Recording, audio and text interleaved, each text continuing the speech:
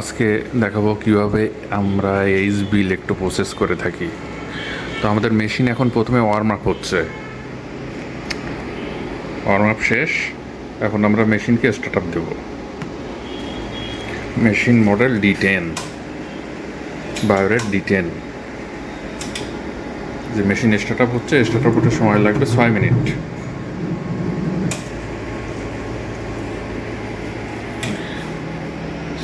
সময় লাগবে start up হতে। আর আমাদের যে স্যাম্পলগুলো আছে, সে স্যাম্পলগুলো আমরা এখানে অলরেডি রোলার মেশিনের পরে দিয়ে রাখছি মিক্সিং করার জন্য। আমার কাছে এখন টোটাল স্যাম্পল আছে 9টা।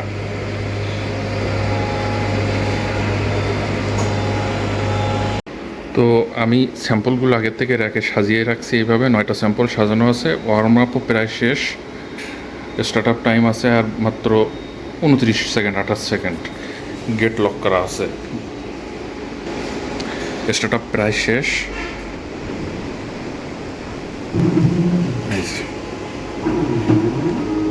এখন আমাদের মেশিন রেডি।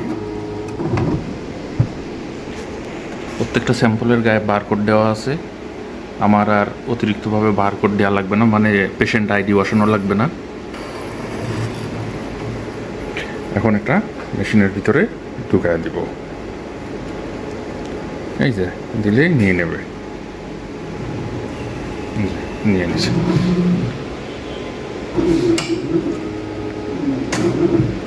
স্ক্যান করবে।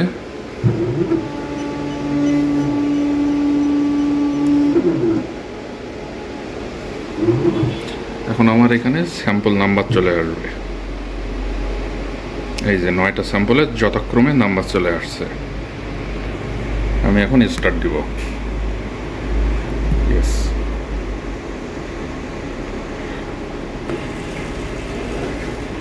এটা শেষ হতে প্রায় আমার 90 মিনিটের মতন সময় লাগবে। ঠিক আছে, 90 মিনিট পরে দেখি, রেজাল্ট দেখা যাক। তো আমরা আর একবার দেখে নেই যে আমাদের মেশিনের কি অবস্থা। এখনও 34 মিনিট সময় লাগবে, রেজাল্ট আসতে শুরু করেছে। হ্যাঁ, আর অবশ্যই রেজাল্টগুলো কিন্তু ডাক্তারের সহায়তা নিয়ে, ডাক্তারকে দিয়ে, একজন ভালো প্যাথোলজিস্টকে দিয়ে তারপরে দেখায় আমরা রিপোর্ট ডেলিভারি করব। যাই হোক, এখনও সময় লাগবে আমাদের প্রায় 33 মিনিট। 33 মিনিট পরে আমাদের সম্পূর্ণ টেস্ট রেজাল্ট পাবো। এখন তিনটা টেস্টের আমরা রেজাল্ট দেখতে পাচ্ছি।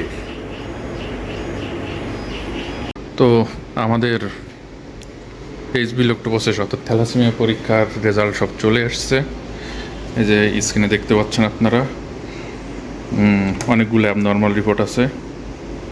এই রিপোর্ট করার আগে অবশ্যই ডাক্তারকে দিয়ে দেখায় তারপরে রিপোর্ট ছাড়তে হবে। রিপোর্টে রুগীর বয়স বা রুগীর এজ অনেক বেশি পরিমাণ ভ্যারি করে। 1টা 2টা 3টা 4টা 5টা, টোটাল 5টা অ্যাবনর্মাল রিপোর্ট অর্থাৎ থ্যালাসেমিয়া আছে। এখান থেকে একটা আছে থ্যালাসেমিয়া ক্যারিয়ার, দেখতে পাচ্ছি। একটা না, 2টা থ্যালাসেমিয়া ক্যারিয়ার, 2টা থ্যালাসেমিয়া ক্যারিয়ার, আর গুলো তো থ্যালাসেমিয়া ট্রেট। যাই হোক, এখান থেকে আমাদের ইন্টারফেস, কম্পিউটারের ইন্টারফেস কিছুটা এমন আসে, আপনারা দেখতে পারবেন। ইন্টারফেস কম্পিউটারের কিছুটা এমন আসে, আপনারা স্ক্রিনে দেখতে পাচ্ছেন। এগুলো অবশ্যই একজন প্যাথোলজিস্টকে দেখায় তার পরামর্শ নিয়ে তাকে দিয়ে রিপোর্ট করিয়ে ছাড়তে হবে।